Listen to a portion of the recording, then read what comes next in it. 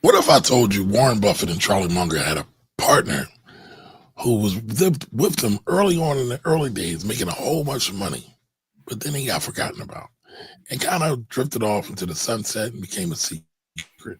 Today, we're going to talk about how Warren Buffett and Charlie Munger's partner, who helped them build Berkshire Hathaway, basically just flied off into obscurity, and the lessons that you can learn from that partnership. What's up, Jim? How you doing? I'm here, man. Tough, but I'm By the here. way, I'm here, man. I'm here. by the How are way, you? welcome to Freedom Fridays. Today is our Bitcoin giveaway. We do this every Friday. Today, Jim's a little sad. I'm a little sad. Corey's a little sad because our sister Tracy Powell passed away. Um, it was unexpected. He's roughly 44 years old. And we definitely want to take a moment of silence before we get into this real quick, just out of respect.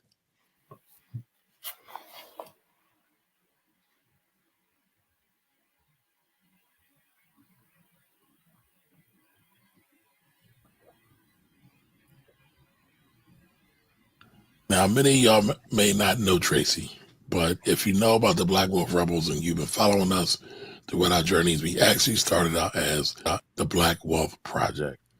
Now, the Black Wolf Project is still in play, but the way Jim describes it is the Black Wolf Project is New Edition, and the Black Wolf Rebels is BBD.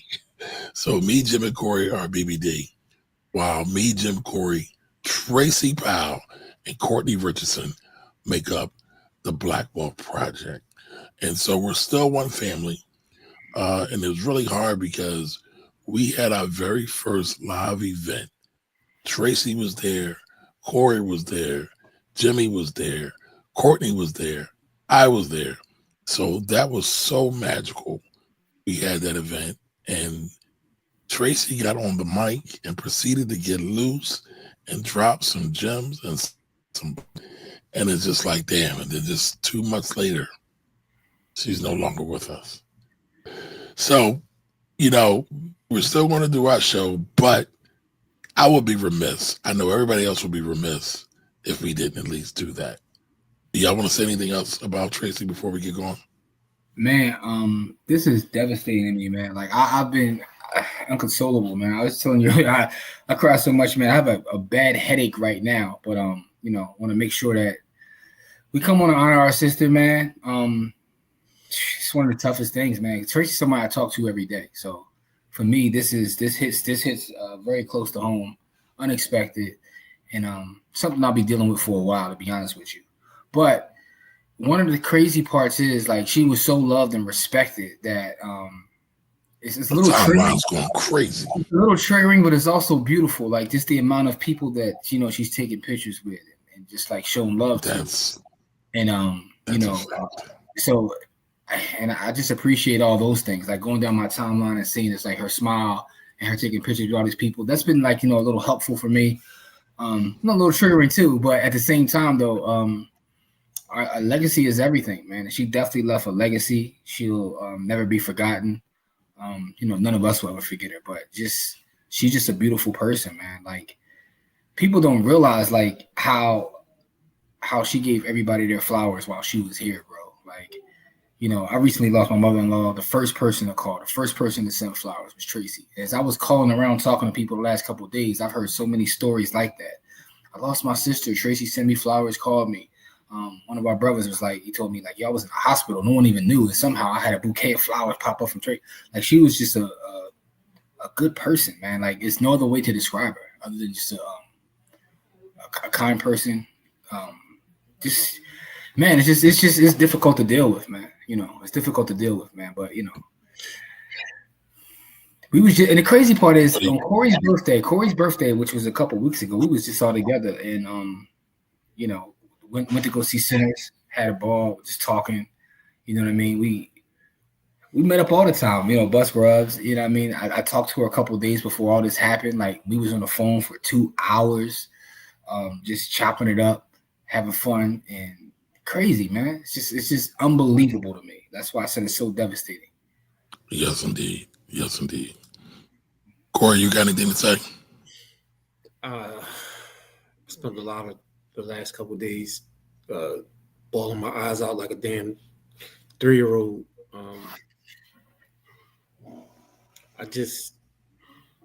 There's some people that can't be replaced. There's some people who just can't be replaced. Like, Yeah. she's one of those that cannot be replaced by anything, by anyone. It's going to take a village to replace all of the things that she did, because she was part of the village, but she was a village to herself. Like, she was everything. So she's not replaceable. Like, she made time for me on the one day of the year that I celebrate. I can't ask for anything more from anyone. She made it a point to be with me on the one day of the year that I celebrate. I don't celebrate anything else all year. And she was there. So this shit is crazy. I don't even know what to say, man. I don't even know if I'm gonna make it through the end of this fucking show. Yeah, man, you broke. This show may not be a long show, y'all, but we here nonetheless, man. Kamar, how about you, brother? I just keep reflecting on the March 8th event. And I told y'all, like, it was a dream come true, because we've done well. Let me save my comments. I'm going to show this real quick. Because I found this clip. I think we can all guess what Tracy's going to pick. Real estate is essential. It's real estate. It's real estate. All right. And so, if y'all don't know, Tracy was real estate Tracy. She was all about that real estate life. She loved, bled, slept, breathed real estate through and through. And then, for what we started to create with the Black Wealth Project was, we were forming like the Black Justice League, or the Black Avengers, the Black Voltron of personal finance, Black Wealth. And, we've done a lot of shows. It's funny, Jimmy was even talking about today. The shows we were doing during COVID and the lockdown, it got a lot of people through. And I think I probably don't even realize just how much it's helpful to me. But Jimmy was saying a lot of people remember that. A lot of people appreciated that. A lot of people were sending out their condolences, and also saying that the Black Wealth Project, everything. Hey, Corey, is Kamari's sound coming in clear to you, or is it kind of a little muffled? No, it's muffled. Okay, I thought it was just me. You sound like you're underwater, Kamari. What about now? There we go. Now we're cooking with that. All right. Damn, I did all that for nothing. No. It just started getting muffled, which is why I said something, man. Got you. But right, I'm glad us had Tracy for the short period of time that we had her. I know Jim has known her. I didn't realize that y'all went back to Ivy Leaf over 30 years. It's crazy because I've known Tracy over at this point about 36 years or something like that. That's the majority of my life, bro. I don't even know what the world is like without her being in it. You know what I mean? And the crazy part is over the last I say about 5-6 years, we've even got more closer, because I've always told her, I was like, once you open up your brokerage, I'm with you. I don't care where you do it or what you do it. And she got her license and opened up her office, and there's never been an office that she's had that I haven't been right there with her. So listen, we joke. I'm never leaving. It's man. Jim, sorry. I know we joke a lot, but I just want to say to you, man to man, brother to brother, I respect you for that, because there's so much lack of loyalty in our community, in this world overall. I think that's commendable what you did. I appreciate that, man. But that was my sister, and I told her, like, I know, but like, listen, I don't want to just skate over that, because like that's a big thing. We need more of that, and I'm sure, because Tracy always spoke of you in the highest regards. I'm sure that was very, very impactful and helpful for her because she was an entrepreneur, right? There's a No, but lot of trials and tribulations to doing that. The one thing that whew, yeah, this shit crazy. Excuse me.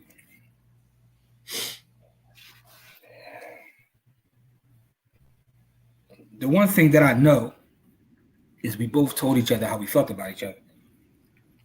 Right. So that does help. Yeah, man, it's tough, bro. This shit crazy. Yes, it was. Well, I'm gonna share something from our very first live event we did, and Tracy was there. Tracy wasn't even supposed to be there. Well, let me not say that. Tracy was supposed to be there. I didn't know Tracy was going to be there. She was there, and then her impact was so felt, so thorough, so awesome. And I just want to share that with y'all real quick.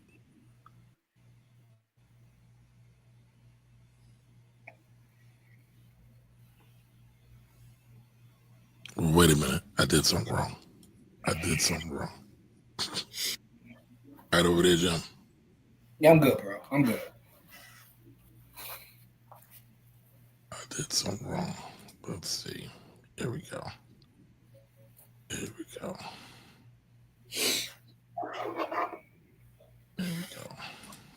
That as well as we have to do a better job of building community.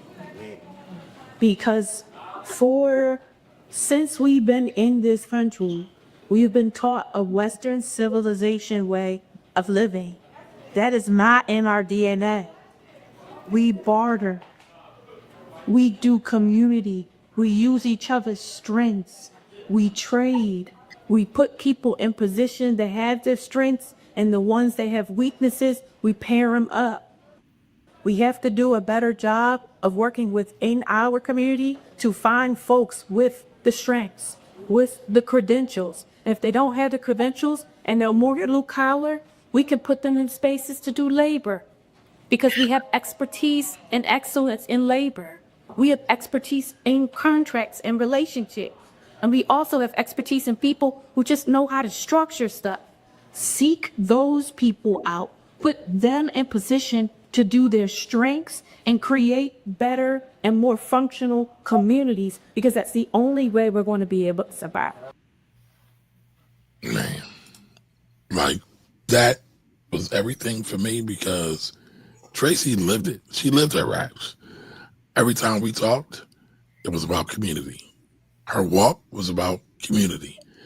When we seen all this outpouring of love, it's about community. She showed real love. You know, you're talking about an event he went to last night. So many people in the real estate community just appreciated her because she showed love. Period. Yeah, and like that's a rare thing to see these days. And it wasn't just for the money. And that's what I don't think people get. And for us to really talk about Black community building, Black wealth, Black legacy, it's going to take more Tracys. It's going to take more Tracys. Yeah, man. Sheesh. Yeah, bro. Now I really want to get that full. I want to get that full video out of the live because he dropped so many bars. No, I'm just thankful that we had that opportunity, that space and that opportunity, because she was killing it, and we got all that content. And, you know, and then we got a back catalog. We got a lot of stuff, bro. We got a lot of stuff. It's funny. So for me, right, you asked me, you know, it's rough, man, because I feel like selfishly, I feel like we had so much more work to do. But the impact that she left, that you can see it, she did plenty of work. She did more work than most people. Life is so crazy, man. Like I was on an emotional high from the work that we did on what was that, Wednesday at at the you study Juvenile Justice Center, right? Then this happens, and then it's like we had to get up this morning, and we had because we were already booked to do a career day at a middle school here in Philly, and it's like we got through it though. We definitely got through it, but this whole thing just made me want to do so much more because again, you never know. You just never know, and it's like while we're here, we just got to do more to help each other. I don't even care about money, bro. It's like it's really about helping each other, man, and leaving that legacy of service. Because anybody could be of service, and our sister lived, like you said, she lived her rap. So, man, it's just I'm gonna tell you, it's tough, bro. You want to talk about service, right? She helped so many people. Like she just helped so many people. Like she put so many people in position. Like the things, like she is the definition of living your raps. Like she literally just kept putting people in position and kept improving the lives of everybody that she came in contact with. Like as many people as she came in contact with, I've never heard anybody say Tracy did me dirty. Never. Nobody. And then within our immediate circle, she was special because she's the one that made sure that we always loved on each other and spent time together, bro. On Corey's birthday, we was all supposed to go out. Kamari sold us out, but that's a side note, right? We were trying to have this no shenanigans. No, but this is part of the story, though. Part of the story is, all right, so then Courtney was like, well, I can't do it. Tracy was like, look, I don't care if it's two of us. We going. Yeah. And I was like, all right, say less. So it ended up being four of us, me, Monica, Tracy, and Corey. But she made sure, she was like, I'm going to buy it. I'm buying the tickets, right? So like, she made sure that we did that. So it's just, listen, man, I have nothing but great things to say. I'm devastated by this. This is tough for me, bro. Like this is really tough, man. Like, like I said, it's someone I talk to every day, and like we got our own like little WhatsApp group chat, just me and her, and we like send memes and all that kind of stuff. And that I find myself like, man, I'm jealous now. I'm jealous. Well, I mean, come on. I want to be in the WhatsApp group. No, I mean, listen, because the thing about, like I said, over the last several years, outside of just the personal relationship, we have a business relationship. So it's like but it's crazy. The crazy part is how many people she had that relationship with, and that's what you find out, right? There's people that I know that not through her who have like their own relationship with her. Like, you know what I'm saying? Like it's man, she was 101, bro. 101. And that's what makes it so sad. And like I said, anybody who knows us can see that it's not just us saying this. Just go up and down your timeline and you'll see exactly what I'm talking about. If you're from Philly, you've already seen it, bro. Listen, you just go on my page. Just go on Jim's page. You'll see it. Yeah, you'll see it. I've refrained from putting any pictures up or any statements because I don't really know what to say, like, except for this shit hurt. Like, I don't even know, like, there's no words. That's literally all I put. I'm heartbroken, bro. Yeah, this shit crazy. Like, I don't know what else to say. Like, this shit bad, yo. So on a lighter note, Jim has been doing his thing all week, yo. And I'm not saying pause for that. I'm not saying pause. But today, we did career day. Jim was out there with the youths, doing this big thing at Thomas Mifflin School here in Philadelphia. Mm-hmm. Doing the damn thing. Now I got some other stories to tell because Jim is always trying to slander me, talking about my vanilla love. He loved it. I was shocked. I was like, whoa. He ain't denying it either. No, I'm laughing at you. How your narrative painting is you Picasso with the narratives, bro. What you mean? You Picasso with the narratives, bro. Shout out to the students today that we had. Shout out to the students. Hold on. We got a superstar in the building real quick. I'm gonna get everybody else, but Rachel, thank you for reaching out. I've been thinking about you. We need to connect. We got some work to do too. Because Rachel be out in these streets as well. So Rachel, I know I can sit at the Rachel without a problem. So let's get together and link. Hey, Rachel, let's meet up. Let's do lunch or something, Rach. Like, also, Rach, send your mom love from us, man. You know, we love Rachel's mother, man. Like she's man. Our own. Yeah, man. She's amazing. So, make sure anytime we see Rachel, we say, listen, send mom's love, man, because mom's is dope and we appreciate her. Absolutely. Yo, she lengthened our lifespan, man. She spoke life into us, man. She put a battery in our back. Yeah. I ain't know Kamari got all these. I appreciate you, bro, getting all the shots. But we was live in living color, speaking to the babies today, man. Listen, man, I was Jim's assistant today, man. I'm proud to do so. I have no problem with that, because you know what? Being Jim's assistant means I get plenty of jokes later on, baby. Hey, listen, but as my assistant did get lunch today, right? Because Corey, I got him today, bro. I got him today. He got me. Yeah, I treated lunch today. Him and Ryan, you ain't let him grab the bill today. Yeah, I got him today. But it was excellent though. So thank you for the staff and everything at Thomas Mifflin for giving us the opportunity. And shout out to all the young geniuses that we talked to. A lot of brilliant kids there too, man. Who was, so that was a good experience. A lot of sharpness. So this week has been crazy ups and downs, man. Like just tough, man. Like we did get a chance, like I said on Wednesday, Juvenile Justice Center to build with them and talk to the babies there, talk to the kids today. So we want to do a lot more of that. And like I said, if anybody's in Philadelphia and you need any help with anything like that, you're speaking to the youth, talking to them, and or the tri-state area. Yeah, the tri-state area. Listen, I don't care where you are, man. You need us to fly out. We can fly out, man. Like wherever you need that help at, man. I ain't got frequent flyer miles like Jim, so he can speak for himself. I'll try to come. I fly more than all of y'all combined. I fly like every 2 weeks or less. Yes, you do. So Corey got the miles. But listen, I'm willing to do that, man, to put that work in, man. So whatever you guys need, man, please reach out, especially if you're a village member. If you're a village member, man, we here for y'all. We definitely here for y'all, man. And I just want to shout out everybody in the village, because a lot of people in the village reached out to me and sent me messages, man. And it's definitely appreciated. When we say that we are building a village, we are truly building a village, because it has nothing to do with the money, bro. It's everything to do with community. It is not the money. I will say this. The money that we get, we put it right back in the streets. Because yeah.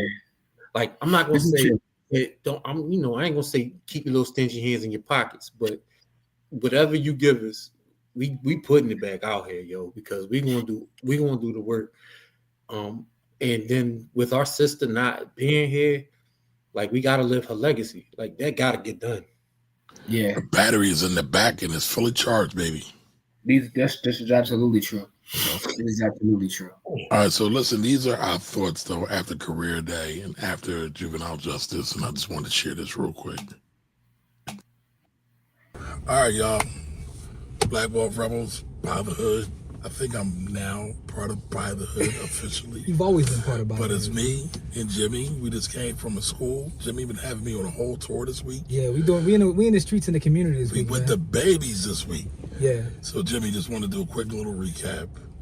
What did we do today? Where did we go today? What did you think about it? Yeah, so today we spent the day at Thomas Mifflin School. We did Career Day, and we spoke to the babies about real estate, finance, taxes. And it's always inspiring, and you get to see how they feel about money, how they look at brands. But I was shocked at how much the kids knew about taxes, and it sounds like their parents have been complaining to them. Oh yeah, because kids kept talking about inflation. I'm like, y'all ain't, They were talking about taxes, inflation, business. I mean, I was very thoroughly impressed. Now today, I thought we was going to a predominantly black school, but it's probably mixed. Yeah, and I'm cool with it either way. I don't care. Yeah. But it was good. It just shows me that opportunity, there is a barrier for opportunity with our youth. But again, it's good. It's good. Yeah, man. So, we got more coming. We'll still be more in the streets, more schools. And listen, if you got a school or you need us to come speak about money, finances, real estate, whatever it is, let us know, because that's what we want to do, man. It's like really be amongst the people. The people are the power. See y'all later. Peace. So that was our commentary, little vlog style thing.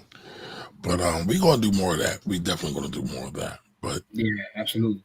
You know, we're going to talk about the main topic today. But before we get into it, you know, gotta speak to the peoples.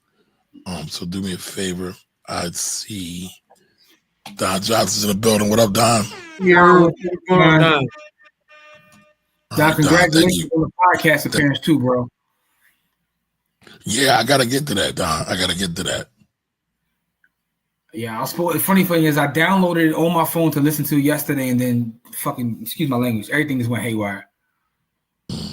What up, Lorraine? What up, Miss Bowie? Lorraine, how are you, Lorraine? Lorraine, I got your message too. Lorraine is executive producing. We got a topic for next Wednesday already. I just gotta tell you that. Okay, all right. Listen, Lorraine be shooting. We need to get her, you know, on salary somehow. Now, salary is only a donut and some coffee, but we got you. We got you. What up, Shelby? What up? Lunch on us. That's salary. Yeah, lunch is not a problem. Appreciate you, Shelby. Hey, Dina. Dina, appreciate you. All right, appreciate that. Appreciate the love you send them. All right. What up, Anthony? Happy Friday to you too, brother. What's up, man? Pulling up. Oh, he's talking about Kamari The when he mic was went out, or y'all thought the mic went out? Good, though. What up, though? No, but Don said he heard me. And you know Don has no problem cutting me at that. No problem at all. Coming right at you back like no problem at all. Yeah, we what up, Jigga? What up, though? You in the building? All right, Kahan is in the building. What up, Kahan? Yeah, this is definitely a good one. Kahan and Tracy as well. Yeah, listen, man. Kahan broke. I talked to him yesterday. He was dealing with it, man. So, you know, I hope everything's well, man. I hope Callie is okay. We're gonna figure things out, though, bro. Yeah. Yeah, thank you for that, Jigga. Appreciate that. Appreciate that. JT Coins with the $1.99 super chat. Thank you. JT from the village member out there. Thank you. Big Lang. She never did me dirty. That's a fact. Yeah. Thank you, sir. Thank you. Yo, thank you, Rachel. By the way, Rachel, we need to get you on. Matter of fact, we also want to start making it easy for y'all to come in sometime, drop a comment. We'll start giving y'all the link. You can pop up on the screen, and we can bust it up. Jarrell, another village member, and Jarrell. What up, Jarrell? What up, Jarrell? How you doing, brother? Thank you for that, B. Appreciate that. All right, dates, that's not a problem. That's my mommy. That's what's up. Good evening, Miss Edie. How are you? Miss Edie. What's going on, Miss Edie? Yo, I appreciate that, Miss Edie. Thank you so much, Miss Edie. Like, comment, and share. She's a great tribesman. Thank you for that. Thank you so much. Or tribes lady. I don't know which one is accurate. All right. Anthony, what up, Anthony? Anthony. I appreciate that. Thank you. There's nothing that matches my feel better than that. There's nothing that makes me feel better than my brothers and sisters being positive and supporting each other in the community. Not enough of that. Flowers to you guys for representing us. Thank you for that. Always. We try to live our raps and do it the right way. Yeah. We're not perfect. Jim probably talks about me a little bit too much. You know, he hurt my feelings. Hey, man, that's out of love. It's a lot of love. And by the way, I do want to put it out there that, you know, if we are BBD, I'm Ricky Bell. So that's when I put that out there. Okay. You know, it's funny, right? I just realized Jim really is a ham. I didn't realize how much of a ham he was. But it's crazy how much of a ham he is. There's a clip I gotta show you. Out of all of the three members of BBD, why would you pick Ricky Bell, bro? Because Ricky can sing the best. Ricky can sing the best. That's why. Ricky, all right, let's break it down. Ricky is the talent. I mean, that's just what it is, right? See. So I mean, Michael Bivins is the coolest one probably, but Ricky is the talent, man. And Ronnie DeVoe is just there. Like, he was there to be light skinned. You know what I'm saying? Like, you know. Listen, that was important in the 80s and 90s, man. Hey, listen, like I told y'all, what was Ralph Tresvant? No, Ralph Tresvant was the light skinned in. Well, we talking about BBD though, not New Edition, right? All right. And Corey, like I once told you before, 4 words that you'll never hear uttered together is Ronnie DeVoe's solo album. You'll never hear that, and that's for a reason, right? Yo, that might have been the funniest statement we ever made on this show, bro. I'm laughing for about 4 days off that, bro. That's true. You'll never hear those things said consecutively. So I say that to say, Ricky Bell is the talent, man. But anyway, man, I digress, man.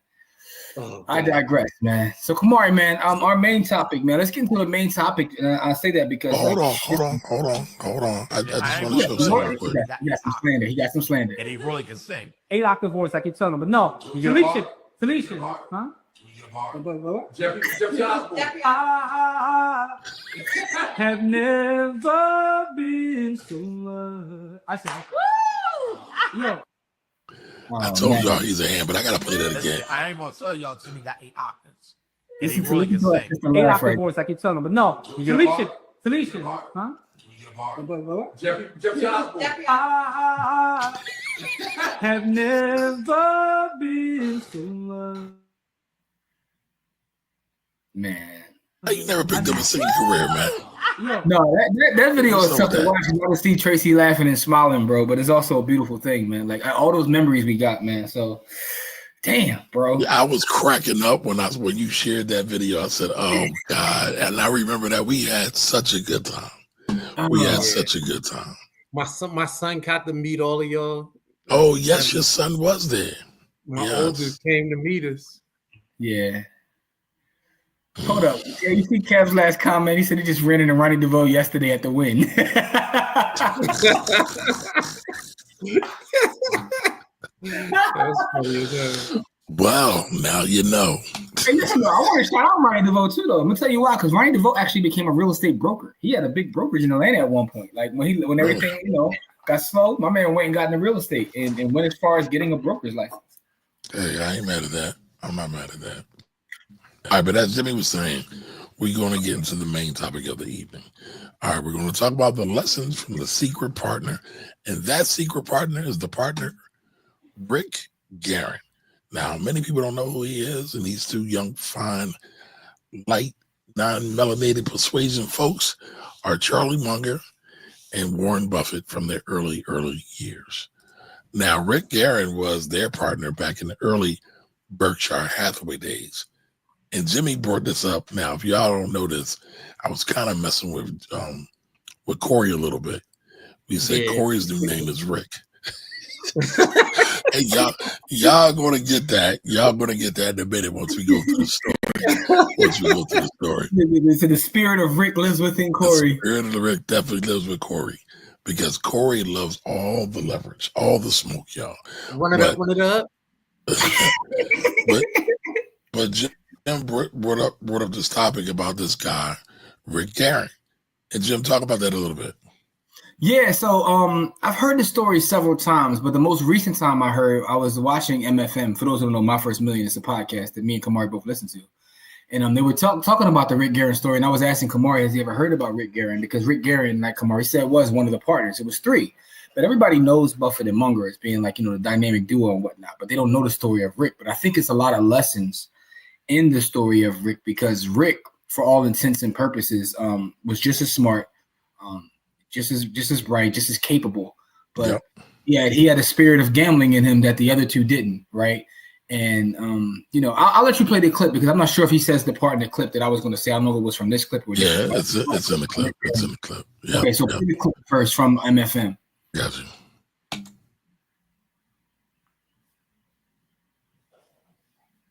Okay.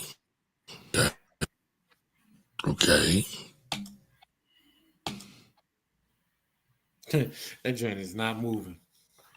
Yeah, played a minute ago. At all. All right, let me see. Let me try something, Kamari. Let me try it. Let me see if it works for me. I know you it may just be the clip. Let's see. Or it might be your Gateway 5000. Hold up, you just try to do it. What it's not working for you has nothing to do with me. But I keep Listen, talking. I had to shoot first because I know the shots were coming. It is, man. I respect it, man. You always gotta respect the shooter. Pop told you to bomb first, man. Yep. You bombed like I bombed, but I bombed first. He bombed atomically on me, but we'll get into this. With Socrates' philosophies and hypotheses. Maybe we take some other clips down. Yeah, I'm about to take. Yep, I'm about to take a lot of the stuff down. Yeah. I got a little too carried away because we. Yes, you did. Okay, all right. Listen, I respect the honesty. Self-awareness and whatnot. Hold on. Always going to keep it real with y'all. All right, now try it. Wait. Now we're gonna start it from the top. We're gonna start it from the TOP.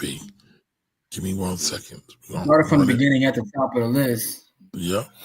Corey about to start going. Another war story from a thirsty young. Because if y'all don't know, Corey loved the Mobb Deep second album. Little Mobb Deep for you, Corey.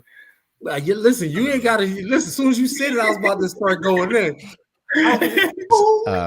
Leverage. Don't over leverage. And I think the story here that I like is there should be a third bust on this table next to us.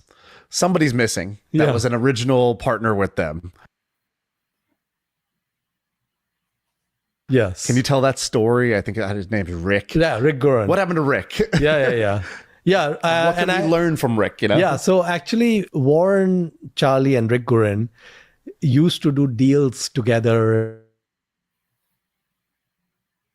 and they were all independent, doing their thing, but they used to share ideas, and sometimes they'd go in together. So Rick Guerin was based in LA, and he was good friends with Charlie, and we later became good friends with Warren. And they had, for example, I think Rick found blue chip stamps for them. And I think he also might have been the guy Seas Candy contacted and so on. So when I met Warren for lunch, and then, after the early 70s, we never heard about Rick. He kind of fell off the radar. So when I met Warren for lunch, I asked him just a very innocent question. I said, Warren, what happened to Rick? It used to be three of you. And then we never heard from him after that. And Warren said that Charlie and I knew that we would get very rich and we were not in a hurry. And he said Rick was in a hurry. So Rick was always using some leverage. And then when the 73, 74 downturn came, that was a very intense, that was a crash in slow motion, basically. Okay. Over a 2-year period, the stocks went down like more than 40, 50%. It was a big drawdown. And Rick got margin calls. And Warren said that when he got the margin calls, I bought his Berkshire Hathaway for $40 a share. The stock that's now $700,000, right? So Rick was forced to sell it at a time when it was probably the worst time to sell, right? And so then Warren actually went one step further because he's always trying to add value at these lunches and all that. So he says to me and Guy, he said, if you're even a slightly above average investor and you spend less than you earn and you use no leverage, you cannot help but get rich in a lifetime. All right. So that was Monish Pabri. I might be saying his name wrong. Hopefully not. Jim, do you know how to say his name? No, they call him the Indian Warren Buffett is what they literally call him. Yeah. Well, he's a billionaire in his own right. You know what I got from Manouche? We running it up, man. Manouche. So I think that there is a lesson there, right? I'm laughing at Anthony calling him the Monopoly man, but there is a lesson in there too about the idea of having patience. Man, patience is like the most difficult thing to have as an investor, right?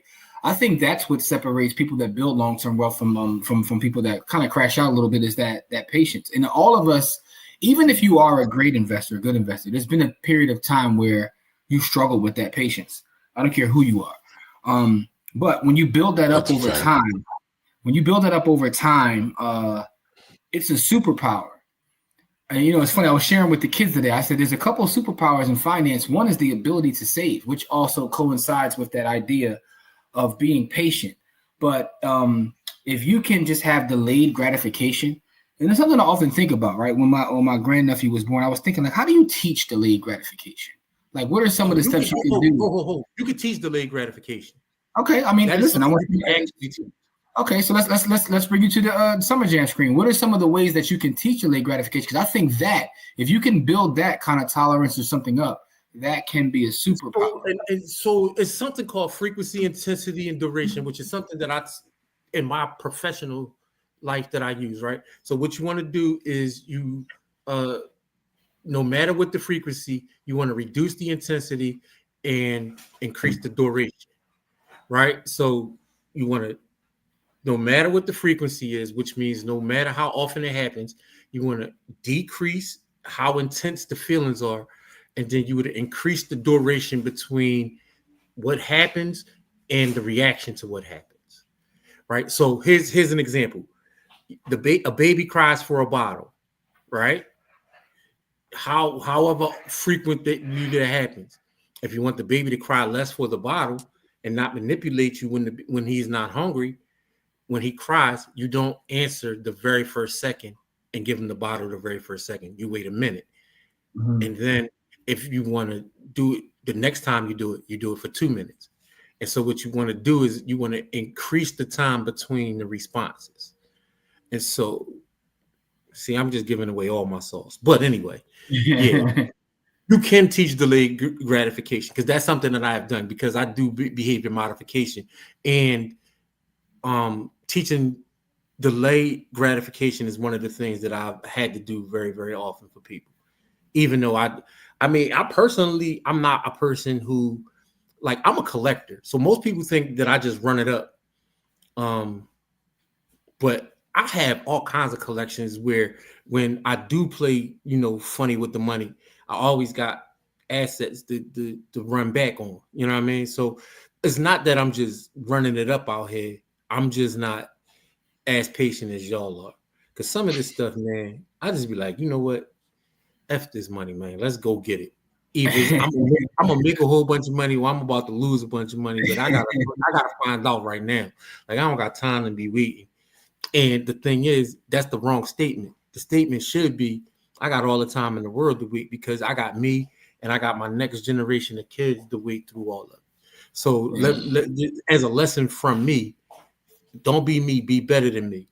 But you can teach you can teach delayed gratification by reducing the intensity and increasing the duration between. No, that's good stuff. That's good stuff, man. And it's crazy because I often talk about this. I am 2 pod Shakur. 2 pods. Although I'm trying to figure out where I'm gonna find the strength this week to do my 2 pods because I'm struggling, y'all. But with that being said, one of the things I often talk about. War report can be attributed to Tracy. I mean, it can be, bro, but I don't even know how we get through it. I don't know how I'm functioning right now on this show, but I'm gonna get through it though, right? Because we did honor her, but when we started, and I appreciate you putting that stuff together for us, Kamari, because that does help. But what I was gonna say is that I talk about this often in Stack Sats or Die Trying. Like, one of the things that I'm thankful for with Bitcoin is not the actual value of Bitcoin, but in studying Bitcoin, it has made me more patient and it's made me a better investor. It's actually made me a better trader too, but it's made me a better investor because I've learned to not chase everything. I've learned to pare down the things that I hold, and I've learned to not necessarily focus on my investments. Something that Ohe told me a long time ago, and I never really got it until recently. And Pastor used to say this too, so I want to shout out Pastor, man. It's funny because Pastor is so good at giving game that sometimes I think back of things that Pastor just said in conversation, and we did live shows and stuff, and it's like, man, Pastor got it, bro. But one of the things Pastor used to say that another old head told me before that was that when you become a good investor, it actually is boring, right? Corey, if you know what I was going to say, because Pastor used to always say that. He said it's actually boring. Great investors are boring. Great investors are boring. And the thing about it is a lot of us get into this thing where we want investing to be fun. So we jump from this thing, from that thing. It's like the shiny object syndrome. You find out that Jenny over here just made, a couple $100 by buying this. So then you want to buy that. And then you turn around and like, Jake just did this. And now I want to go do what Jake did. And you know what I'm saying? Like, so you're going back and forth chasing a shiny object when the fact of the matter is when you're a great investor, sometimes it can be absolutely boring. Right. And if you can understand that, and not it could be boring. It should be boring because you should have a system that you follow through on. That's a great point. That's a great point. It should be boring. I mean, that's why I hate the hot stock tips, right? Those drive me crazy because it goes against everything that a good or great investment is supposed to be. Man, but when you can hold on to things for years and years, I was just sharing with Kamari the other day about like an account that I've had for over 20 plus years where it's nothing but one holding, which is the S&P 500. And that's probably one of my biggest accomplishments because I literally do nothing but put money in there every 2 weeks into the S&P 500. And I've been doing it since 1996 or 7. So you're talking about approximately 29 years of just putting money into the S&P 500 every 2 weeks. And I rarely look at it. And it's one of my biggest accounts. But it's the consistency and discipline. It's not that I'm sitting here outsmarting anyone because I'm buying literally one thing in this account. But that consistency and discipline over that period of time is going to change, my family's life. And it's boring. But outsmarting people is it's overrated. You said outsmart people? Yeah, it's the adrenaline. It's people. Here's the thing, though, Kamari. I say when you actually outsmart people is by doing that. Do the boring. That is outsmarting people. That is true. But it's not difficult. It's not rocket science. It's just do that one thing over and over and over and over again. Yo, here's the crazy part. There's an excellent book, Money Master the Game, which is written by Tony Robbins, actually. And in the book, Kamar, you ever read that book before? Yeah, I have a love-hate relationship with that book. Okay, but what's interesting in the book to me though is he interviews a lot of fund managers and all that kind of stuff. I have a love-hate relationship too because I don't like his recommendations that he's getting the pieces. But that's either here or there. But what I took from the book though is when he talks to all those different managers of funds and guys who work in that space, most of them do the boring things. They often talk about like, yo, I'm just in the S&P 500 or I'm in the S&P and I got like a small percentage of bonds. Like it's really nothing sexy, right? That you see on CNBC every day. It's none of that stuff. It's really simple. And just that idea of working with compounding. When you compound, man, compounding is something else. Absolutely. Yes, it is. Yes. Like one of the things we were talking about at the today at the career day, and also we talked about it Wednesday, juvenile justice, was teaching the kids the rule of 72. And the kids are funny because you teach them that and they're like, well, they get it. Like, that's a little simple. Like, so why don't all adults do this? Great question. Why don't all adults do this? I can answer that question. It's much deeper than rap, but most adults are so distracted by life that they can't get out of their own way. And it's done on purpose, systemically and systematically. Whatever word you want to use to say why, but it's done on purpose to keep most people from being rich. Because again, our sister Isabel Wilkins told us about the caste system in this country, and it's set up to keep at least 95% of the people from reaching the top levels. Yeah. So that's just the way it is. People think it's about race, and race is the underlying factor used for keeping, because what she said is there has to be a permanent underclass for the permanent top class. Yeah. So, it's funny, man. I'm looking at this comment. I'm gonna pull it real fast from Ant, right? And this comment is interesting to me. So he says, I feel so much better when I contribute to my brokerage account each pay period. I feel weird when I miss that contribution. So I have that same thing, Ant. In fact, and Corey said something too that's interesting to me earlier. When I was a kid, I used to collect baseball and football cards, right? So I have a collector spirit too, and it's kind of like why I named my Bitcoin show Stack Sats, because I consider myself a stacker, right? Which is a different form of just being a collector. But I often wonder, is that something that's like built into people? Do people have like a part of their personality that loves to collect things, right?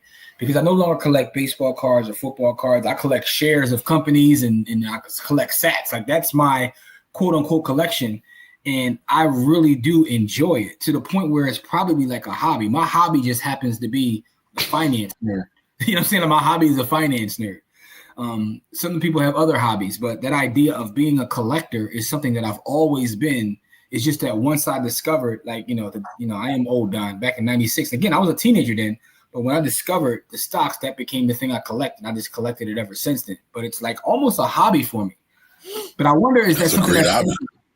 No, it is. But I mean, it is. But other people have great hobbies too, right? I don't have the hobby of being a weightlifter or, run marathons and all that. I just like stacking chicken. Like, you know what I'm saying? Like, but I wonder if that's something that's innate in people, that some people are just have the spirit of being a collector. You know what I mean? I don't know the answer to that. But with that nature versus nurture. Yeah, I don't know which one it is, man. But Kamar, you got any thoughts though about like what you learned from the Rick Guerin story and clip we just played? Real quick, what up, Nicole? Welcome. Hey, what's going on? My thoughts, my commentary on the Rick Guerin, the secret partner. It just reconfirms why I hate leverage. Y'all heard me kind of talk about that on the show a couple of times. I've never really been a fan of leverage because I got exposed to leverage probably with leverage ETFs back in like 09. And they're not even ETFs, actually. They're ETPs. They're exchange traded products. ETPs and ETFs are actually two different things. But when I was looking to see what was going on, and I guess the market was going so crazy at the time too, I was like, oh, hell no. I don't want no parts of this. Because I felt there was so much benefit in the upside. Why risk all this? Why be greedy? The crazy part about leverage is great until it's not. And that's the thing about leverage, which makes it scary because, we used to be testing different protocols and playing around in the DeFi space. Leverage would be amazing. And then one day you get smacked and you're like, all right, leverage is cool. It's no longer there. we was running 10,000, 100,000% leverage on plays. Yo, we was wilding. And yeah, then that was some wild times, man. A day we couldn't even tell nobody because a day and a half later, them Jones be gone. Yeah, man. Shout out to Mark, man. I want to give Mark a special shout out because Mark actually called me yesterday and just to check in. And Mark, bro, it's definitely appreciated, man. So check on your people, and Mark actually did that. So I appreciate you, bro. Man. Yeah, so Kev said, my pops used to always say, it's not what you make, it's what you keep. Hey, man, that's the way we used to end our show, man. R.I.P. Rest in power to your pops, and Pops was not wrong. Pops was not wrong. He was not wrong. All right, so I got a hard left turn at 8:50, bros. I gotta get out of here. Bro. We know you on a road traveling and whatnot, man. Damn, Don says 96. Damn, I wasn't even a YN at that time. Don, I was in these markets. Don, the crazy part about it, and I actually brought this up a little bit earlier today. I used to have to go down to 16th of Market with a check, wait for the check to clear, then had to call the boy on the phone and say, "Yo, I need to buy some shares of blah blah blah." Like, and I look now, and I'm low key jealous of the fact that people don't realize like just how easy it is to be in these spaces. Like, you could pick your phone up and press a button, like. Yeah. What? And you're not investing? What are you doing? What? I watched that Wall Street documentary. I think it's on Amazon Prime, The History of Wall Street. And they were showing like people having to make how they used to have to make trades or buy equity. And it's like we live in a whole different world now. So easy. Yeah. You know what I'm saying? So now I know you said what's up to Mark, but we never did this. So what's up to Mark?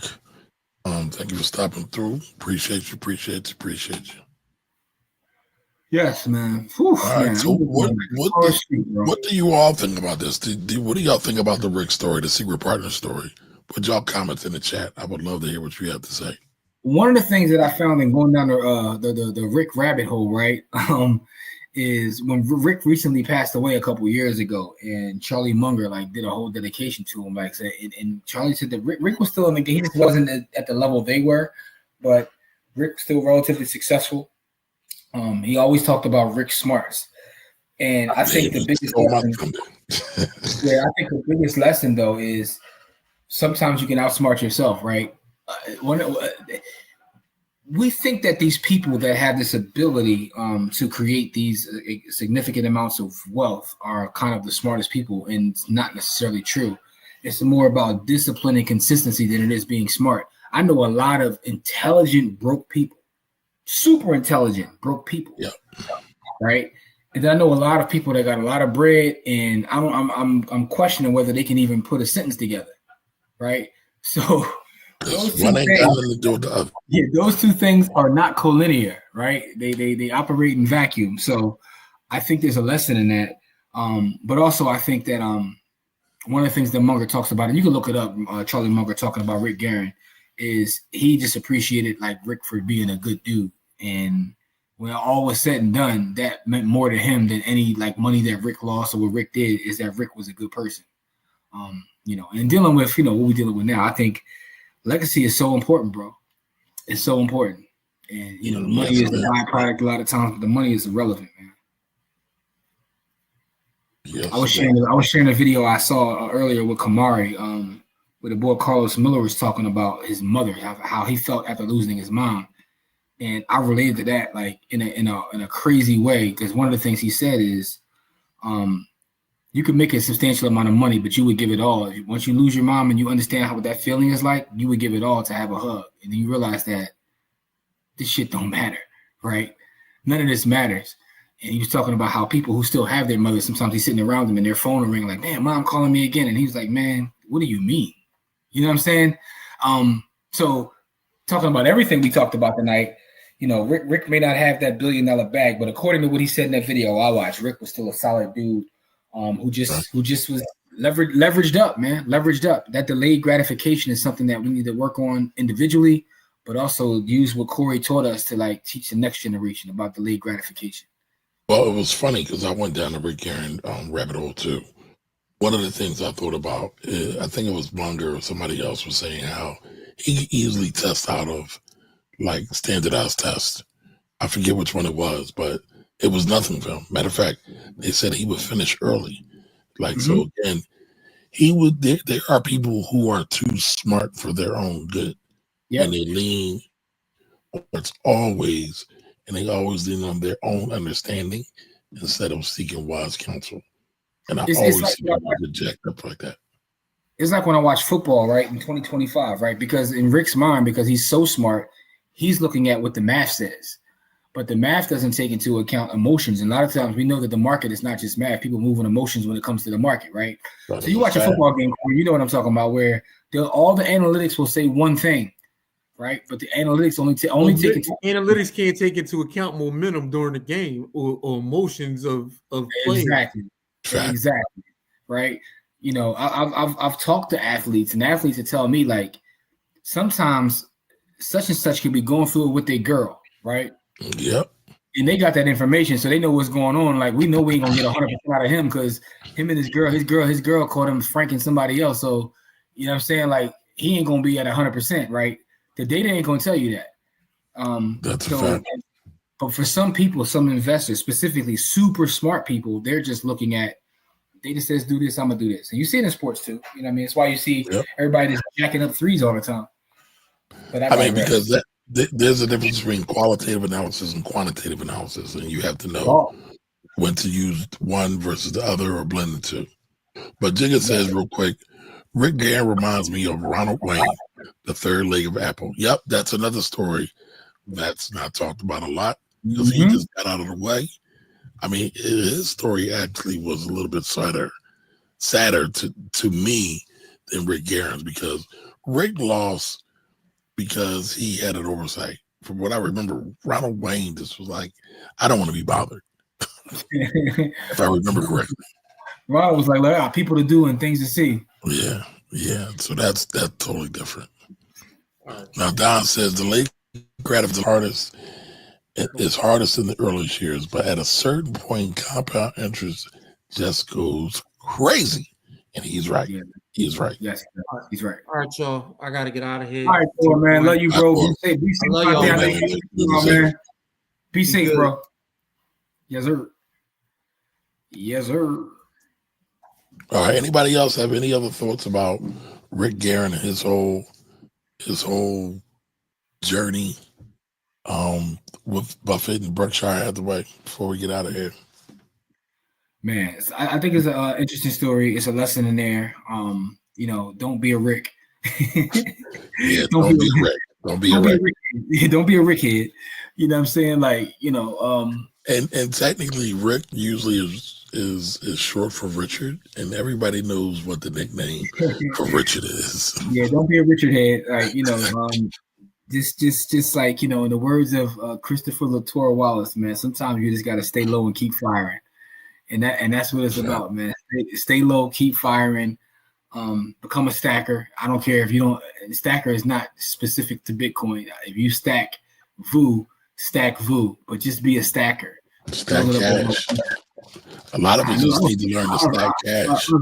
I was waiting for that. But listen, though, the other part about it is like, just ignore the noise, keep stacking, stack what you're gonna stack, and what you start to realize.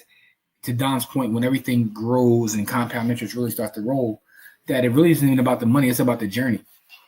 When you become a stacker in terms of assets, it changes who you are as a person. It makes you look at the world different. I call it a matrix moment. When you go through a matrix moment and you start to understand how the economy works, how everything works, and how everything is connected, you go through this moment where you're like, yo, I don't even want half of the stuff I buy, right? It's why I read a lot of books on minimalism, right? And stoicism, because I think that those things connected to finance are a cheat code. Because when you really get into that mind frame where you don't care what other people think about you, you don't care about having the flashiest thing, you know what I mean? Like, it's crazy. When we were talking to the kids at the Youth Study Center, I'm gonna share this with y'all. We were asking them, like, yo, if we give you $1 million right now, what are you gonna do? And a lot of the kids talked about looking out for their moms, which is a dope thing, right? Because even in their young minds, that's what's important, is looking out for moms, right? So when you start to get into that space of, I don't need these things, right? And it's difficult because we deal with hyper consumerism in our culture as Americans. So it's difficult to deal with that. But once you get on the other side of that, life changes. I'm not gonna lie, one of the young boys did say, if you give me $1 million, I'm supplying my block with guns and work. You know what I'm saying? But he did say that. Young boys said that. Yeah, he was dead serious too. But hopefully that young boy, like, he turned his life around. But he definitely told us that. But for the most part, he was smart too. Yeah, he was.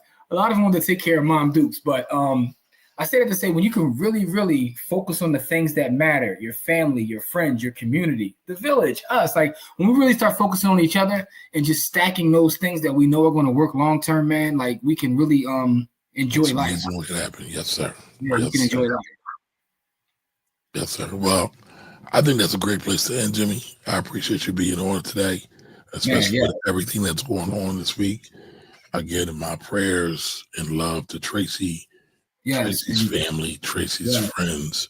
Yes, her parents, man. I talked to her mom, and it's like, man, listen, my thoughts and prayers with her family, her father, her stepmom, like, so, man, thoughts and prayers to everybody, bro. And for those that are watching, man, we love y'all.